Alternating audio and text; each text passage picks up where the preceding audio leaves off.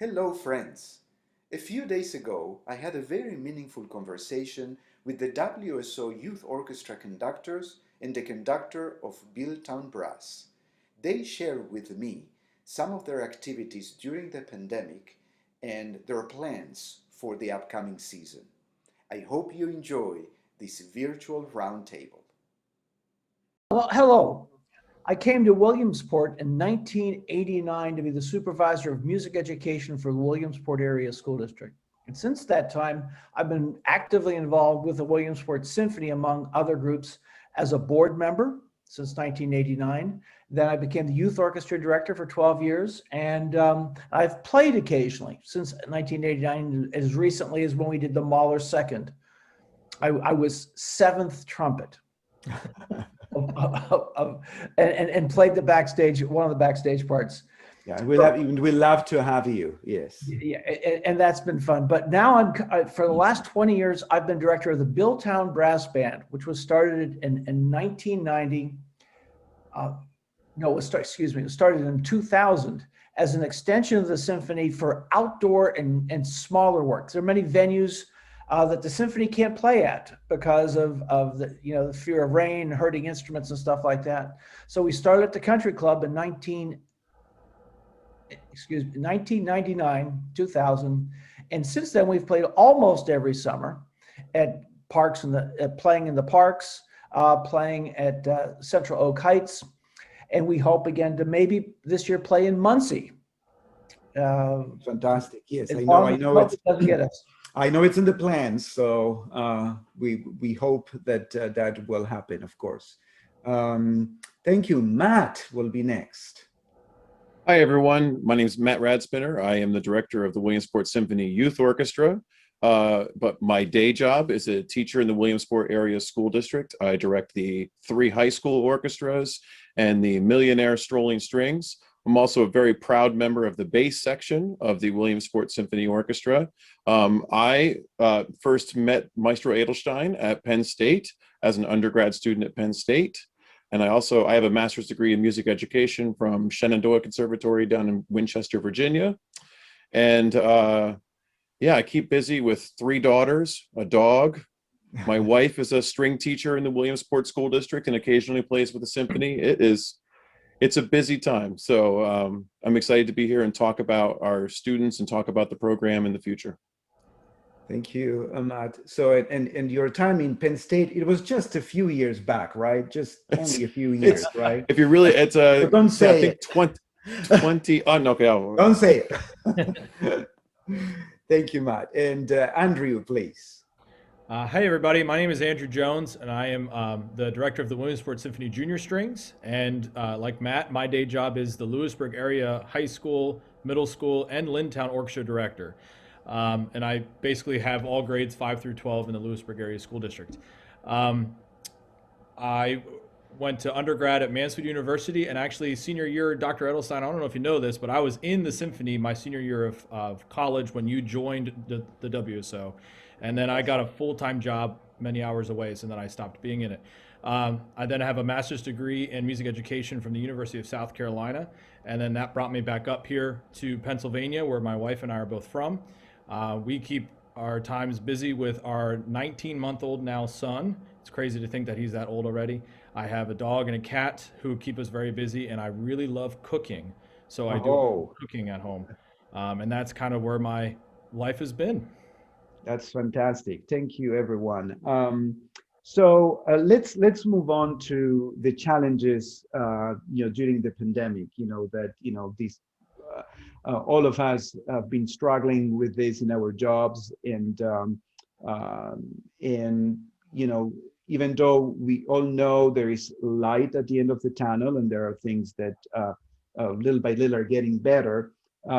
We still are worried about the art scene in general, what's going to happen. So, but let's start about how do you cope with the pandemic at work and at home, Andrew? So the pandemic here in Lewisburg is really kind of, it's taken the ensembles back just a little bit, but we're still able to have ensembles and do the kind of almost the normal thing. It's really weird playing with masks on when we're playing and trying to teach with a thing in front of your face and trying to do things like that. I think the hardest thing for our children and our students is that concerts have been kind of put on hold. So we have to come up with fun and weird ways of how to do a concert. So we've been doing a lot of virtual orchestras or concerts in front of nobody, and we just kind of play just to play. Or we do a lot of outside things, obviously not right now because it's winter. But that is kind of what we're doing here in school, and how we're coping with it is, we're still playing and we're still kind of trying to treat life as normal, with just a few kind of hurdles in between. And then, do you want me to talk about home as well, or just school? Sure, yeah, absolutely. And then, so my wife and I were both teachers. My wife's in Seal and Square Valley School District. So we both go to our day jobs, and our son goes to daycare, and he has a blast at daycare. It's just normal for him. And when we come home, it's we just try to treat everything like it's just a normal day. And the hardest thing for him now is trying to learn how to use a mask when we go out in public. Like going to the grocery store, putting a mask on a 19-month-old is not exactly the best thing in the world. But he's learning and he's doing well. And it's becoming a new normal just to wear a mask when I'm out in public and to do things in public with a mask on. So that's weird, but it's just becoming kind of a regular thing. And we're not trying to make a big deal out of it. We're just trying to keep things as normal as possible. Thank you. How about you, Matt? We have a very, very large program in Williamsport. Yeah, it's well, keep in mind, so we shut down last year. March 13th was our last day of school. And one of the ironic things about that is we had our youth symphony concert, and junior strings were on that concert too, the Sunday before, I think March 8th. Yes. And if you would have told me standing on that stage conducting that group that would have been the last time I stand in front of kids for months and months and months, when I do it usually every day, I wouldn't have believed you. And I'm so thankful that we got that concert in. Andrew and I have talked about that. We're just so thankful that we had a chance, for all the effort we put in to have that concert for the kids March 8th, almost a year ago.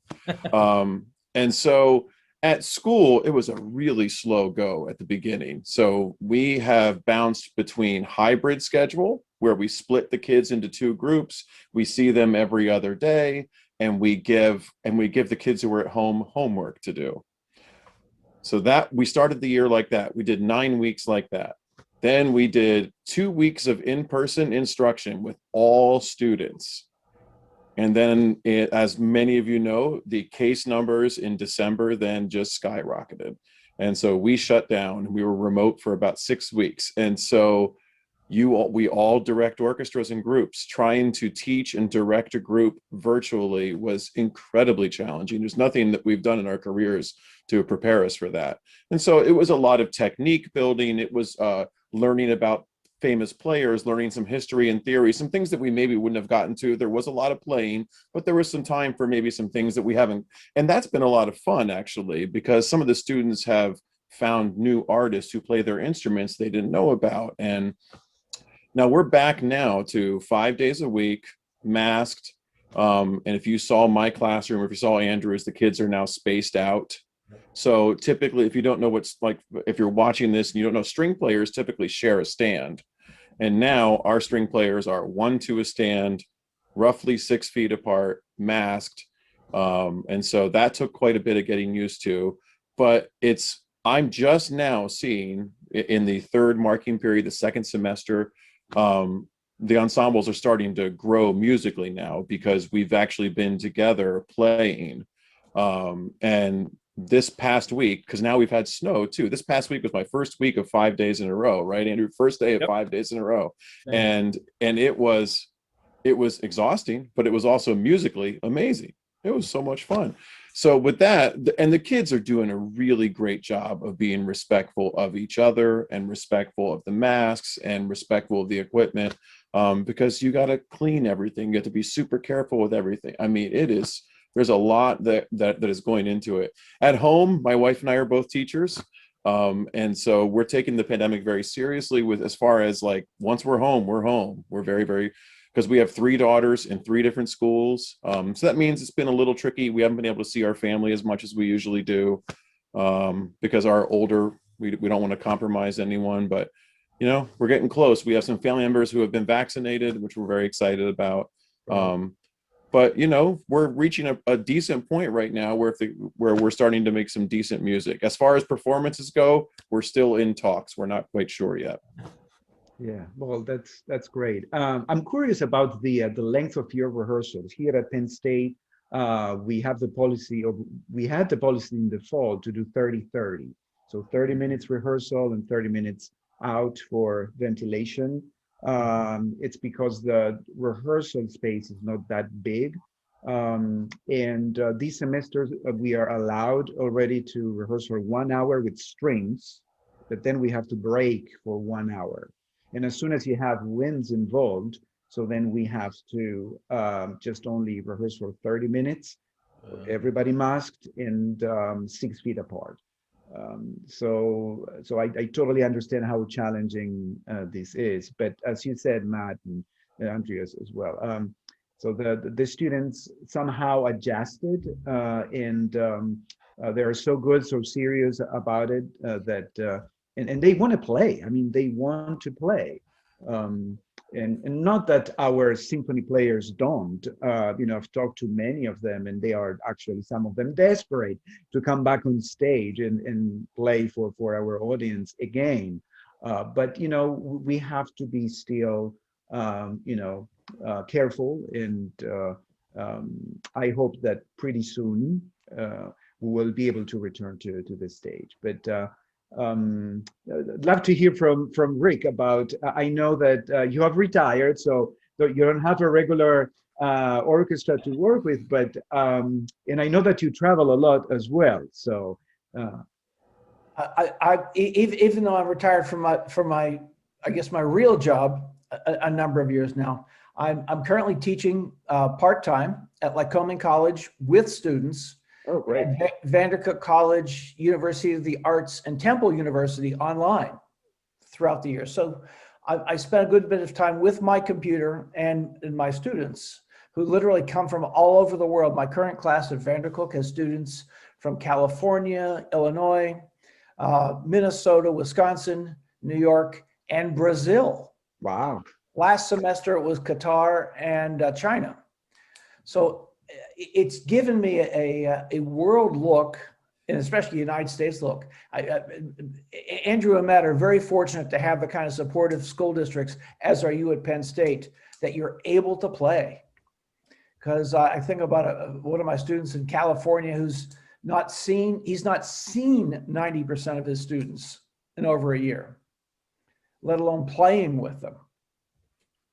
My students at Lycoming College, we've been, they have declared emergencies because all of a sudden a group of people get the COVID and they just lock everybody up.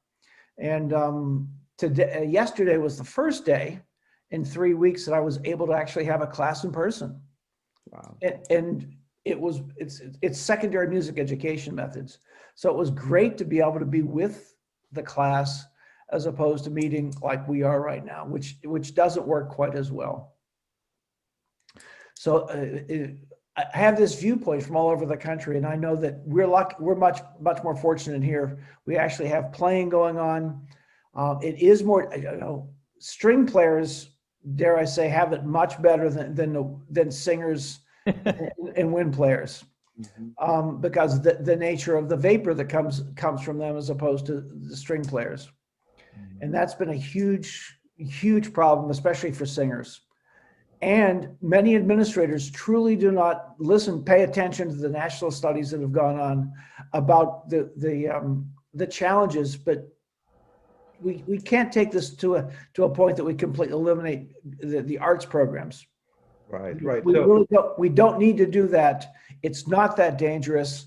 And if you take some reasonable precautions, like Matt described, everybody gets their own stand. Everybody is 6 feet apart. And in that case, we can do concerts. Yeah, we'll talk a little bit more about that in a minute. Tell us a little bit about your traveling, Rick, because I know you love to do that. You're climbing mountains, right? I do spend a lot of my spare time climbing mountains, hiking. Pennsylvania, and my friends who visit here go, Rick, you take me to these places that are so beautiful. Like yesterday, I was in an ice cave, just not, half-hour drive from here, in a cave where the water is coming down everywhere, and it's actually falling apart right now because of the warm weather is coming. Probably our last chance to get into there safely. But Pennsylvania is just filled with so many beautiful places, and if not Pennsylvania, I unfortunately I go out, drive out west, or fly out west, and climb in Colorado, Wyoming, other places like that, and spend as much time as I can high in the mountains. That's a wonderful part of what I'm able to do in my semi-retirement. And places like the Aspen Music Festival are places I like to visit. And you have great music, and you have great mountains hiking. So it's a perfect mix for what I do right now in my life. That's awesome. That's awesome. Thank you. So now the next question, it will be, what do you think, Matt? I will start with you. What do you think is the future of classical music and the live concert experience? I know this is it could be a very broad question, tricky question, and I would also love to include what are your plans for the WSO Youth Orchestra? Sure. Yeah, we talk a lot. We talk about this in education. I've been a part of a couple of Pennsylvania Music Educator Association roundtables. And one of the things we keep coming back to is, as far as music in schools, there's going to be a need for administrators and school boards and communities to keep kids and keep families in brick and mortar schools, because now the online platforms have grown so much. Now, let me just tell everybody, I'm just going to guess that 85 to 90% of kids actually prefer to be within the building of a school. They learn better that way. They love the relationships. They like the relationships with their teachers. But administrators are looking for anything that's going to set their school apart, to attract students and families back to the buildings, back to brick and mortar. And it's programs like music and arts programs that are going to help keep those families in the school districts and coming back to school. When Rick Coulter was my supervisor, he hired me as a first-year teacher in the Williamsport School District. One of Rick's sayings, and I still say it to this day, was, "Be the reason kids come to school." Rick would say that all the time. And this is actually one of those times where it's really, really going to play into that. As far as concerts, I find myself torn with this, because I want to go back to concerts. I want to play concerts. I want to go to concerts. I'm a sports fan. I want to go to a Penn State game, but yet I don't know when I'm going to feel comfortable with that. And that's hard. So I think it's going to be a gradual easing into the process. We've talked about, if we have a concert at Williamsport High School, for instance, which has a 1,600 seat auditorium, we're going to have to only have 400 people in there and ease our way back into this.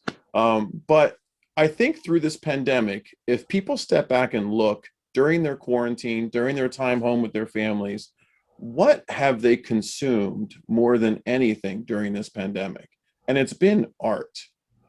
And if you think about everything they are doing to pass the time, whether they're binge watching their favorite show, if they're binge watching their favorite show, there's a team of hundreds of artists behind that show that have created it.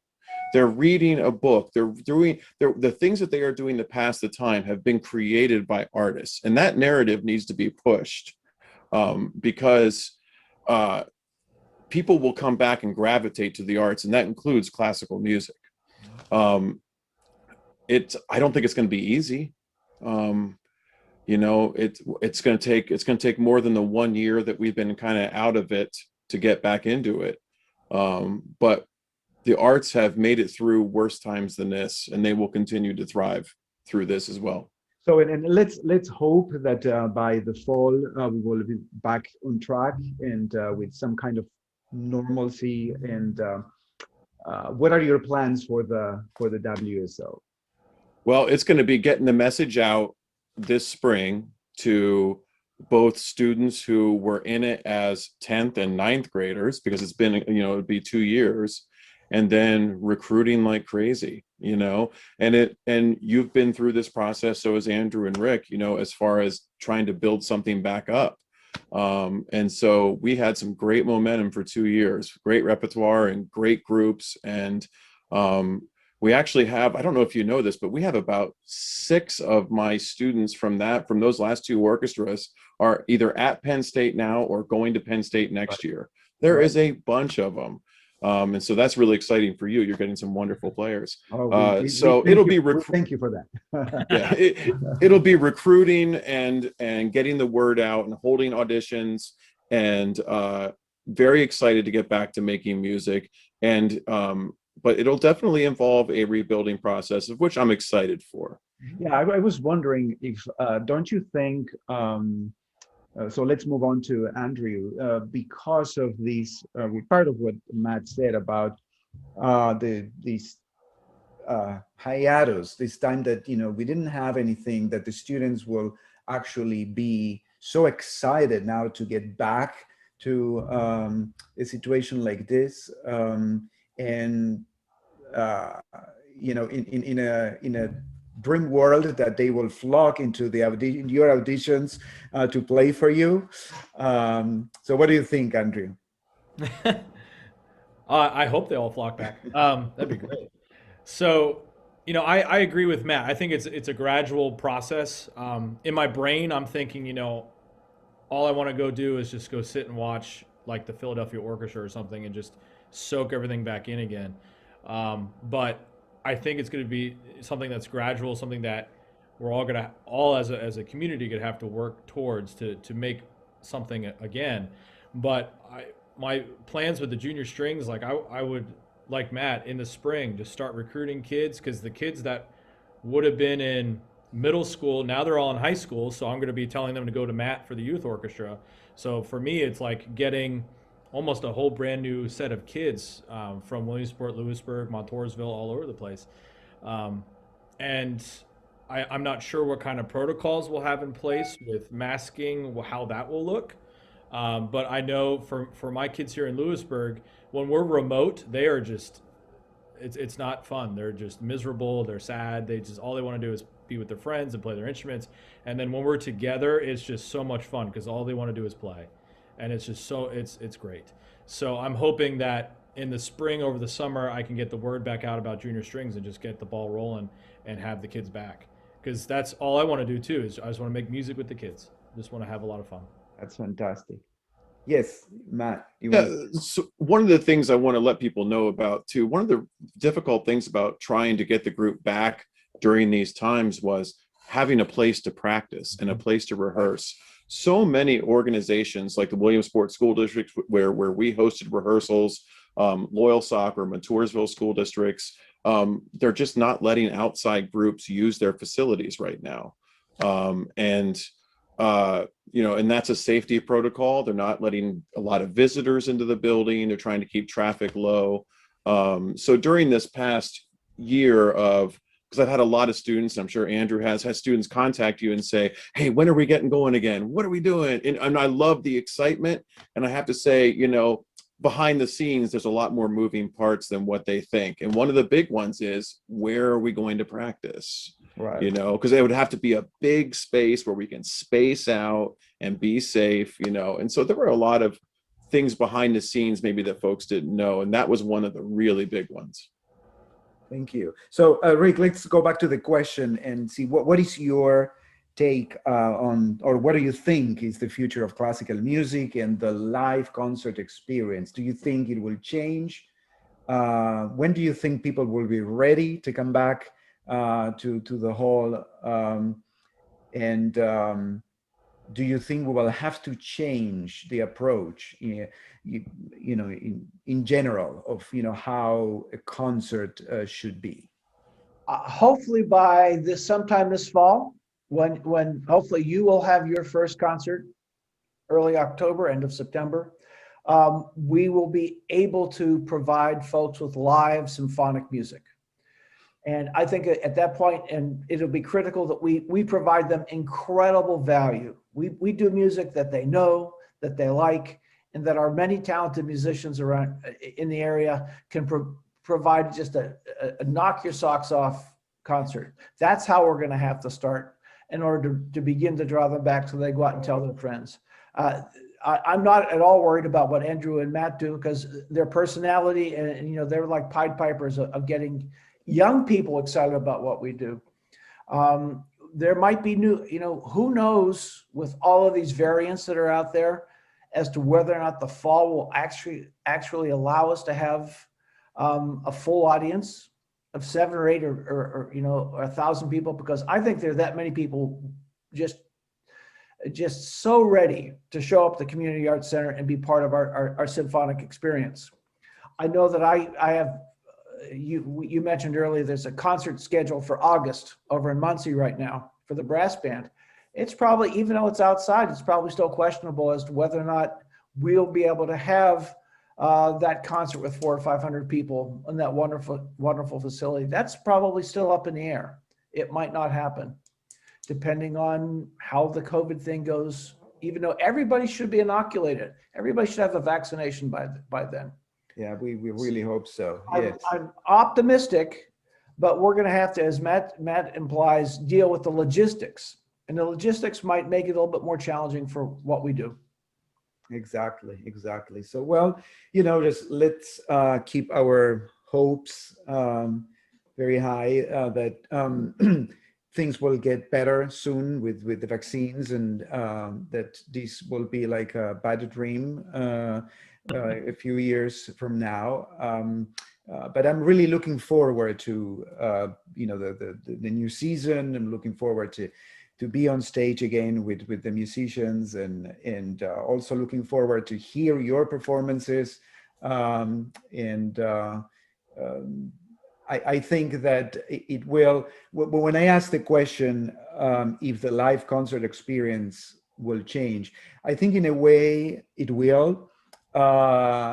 Perhaps people will value more the fact that, you know, for a year or more, they were not able to even get close to a auditorium and to sit with other people and to see on stage so many people. Remember when we did the Mahler Symphony No. 2, probably was the largest event ever for the Williamsport Symphony Orchestra, with so many people on stage. Can you imagine doing back something like that? I think that people, I do, perhaps for my retirement, I will do, before I retire from the orchestra, Mahler 8, you know, the Symphony of the Thousands. So,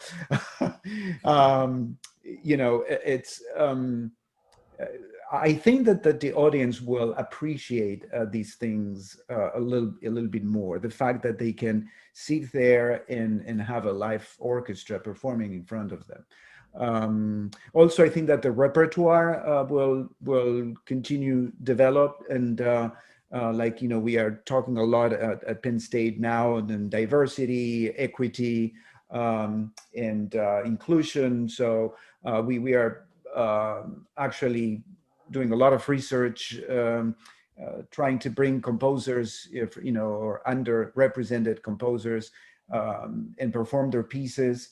And it's amazing the amount of music is out there that we don't know, that they deserve to be played. So I think that also is something that will come up in every single, you know, performing art institution. So would you like to add anything else to this wonderful conversation?